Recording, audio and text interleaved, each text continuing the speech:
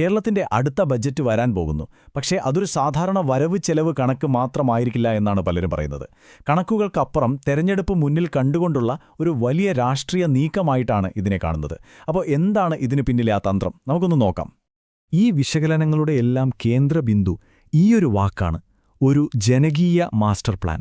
അതായത് ഇതൊരു സാമ്പത്തിക രേഖ എന്നതിലുപരി വോട്ടർമാരെ ലക്ഷ്യം വെച്ച് വളരെ തന്ത്രപരമായി തയ്യാറാക്കിയ ഒരു വലിയ പദ്ധതിയാണെന്നാണ് വിലയിരുത്തൽ.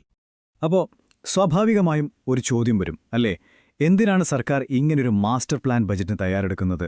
അതിൻ്റെ ഉത്തരം കിട്ടണമെങ്കിൽ നമ്മൾ സമീപകാലത്ത് ചില രാഷ്ട്രീയ സംഭവങ്ങളിലേക്കൊന്ന് നോക്കണം. ഇതിനു പിന്നിലെ പ്രധാന കാരണമായി ചൂണ്ടിക്കാണിക്കുന്നത് ഈയടുത്ത് നടന്ന തദ്ദേശ തിരഞ്ഞെടുപ്പുകളിലെ തിരിച്ചടിയാണ്. അപ്പോൾ ആ നഷ്ടപ്പെട്ട ജനപിന്തുണ തിരിച്ചുപിടിക്കുക എന്നുള്ളത് സർക്കാരിനെ സംബന്ധിച്ചിടത്തോളം ഇപ്പോൾ വളരെ നിർണായകമായ ഒരു കാര്യമാണ്. അപ്പോൾ സർക്കാർ ഇതിനോട് എങ്ങനെയാണ് പ്രതികരിക്കുന്നത്?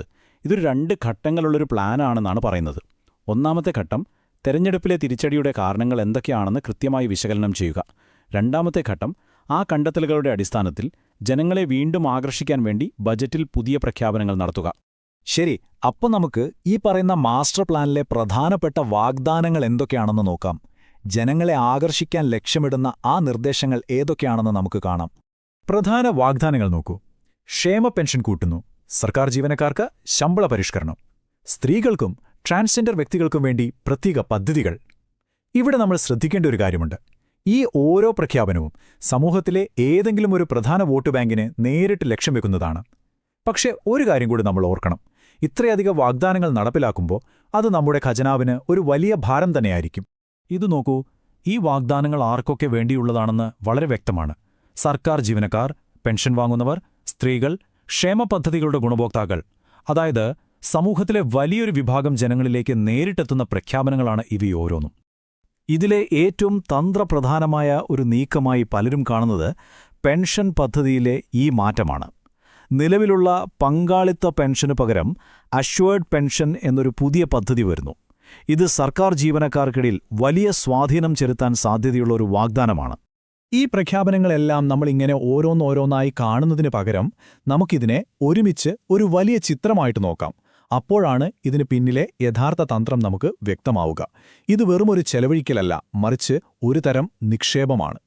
രാഷ്ട്രീയ നിരീക്ഷകർ ഇതിനെ വിളിക്കുന്നത് രാഷ്ട്രീയ നിക്ഷേപമെന്നാണ്. അതായത് ഇന്ന് ബജറ്റിലൂടെ നൽകുന്ന ഓരോ ആനുകൂല്യവും ഭാവിയിൽ തെരഞ്ഞെടുപ്പ് വരുമ്പോൾ വോട്ടായി തിരികെ കിട്ടുമെന്ന പ്രതീക്ഷയോടെ നടത്തുന്ന ഒരു ദീർഘകാല നിക്ഷേപമാണ്. ഈ തന്ത്രത്തിന്റെ ടൈം ലൈൻ വളരെ സിമ്പിളാണ്. 2025 ബജറ്റിലൂടെ ഈ ജനകീയ വാഗ്ദാനങ്ങൾ ഒരു നിക്ഷേപം പോലെ നടത്തുന്നു. അതിൻ്റെ വിളവെടുപ്പ് അഥവാ റിട്ടേൺ പ്രതീക്ഷിക്കുന്നത് എപ്പോഴാണ്? 2026 നിയമസഭാ തെരഞ്ഞെടുപ്പിൽ. അപ്പോൾ ചുരുക്കത്തിൽ ഈ വിശകലനത്തിന്റെ എല്ലാം കാതൽ ഇതാണ്.